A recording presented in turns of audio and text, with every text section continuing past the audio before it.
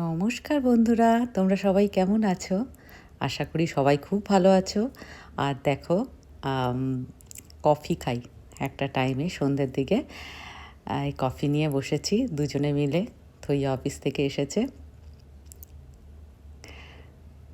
থইয়া একটু ঘন গাঢ় কফি খেতে ভালোবাসে, আর আমি একটু লাইট। এই টাইমটা আমাদের খুব সুন্দর একটা টাইম। এবার চলো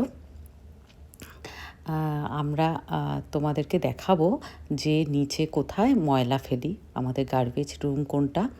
অনেক বড়, এর আগেও একবার দেখিয়েছি। থইয়া যাচ্ছে শপিং করতে, আর আমি এগুলো দেখো ফেলতে যাচ্ছি। তোমাদেরকে ভাবলাম একটু দেখিয়ে নিই।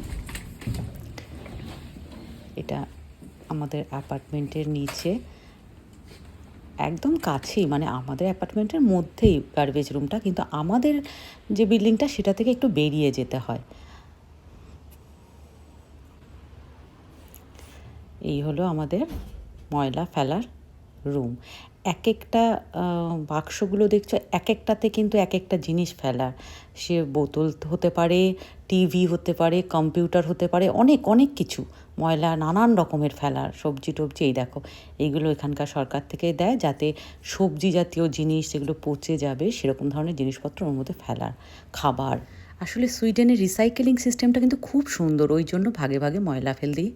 আর এই দেখো, বাড়িতে এসে দেখি আমাদের এখানেই পাশেই আমাদের প্রতিবেশী আর কি, তুর্কির বাসিন্দা, এলিনাকে কত রকমের খাবার দিয়ে গেছে। আর এইটা কিন্তু মিষ্টি না, এটা কিন্তু ল্যামের একটা আইটেম। তোমরা যদি জেনে থাকো এর নাম কি, আমাকে কিন্তু অবশ্যই কমেন্টে জানিও।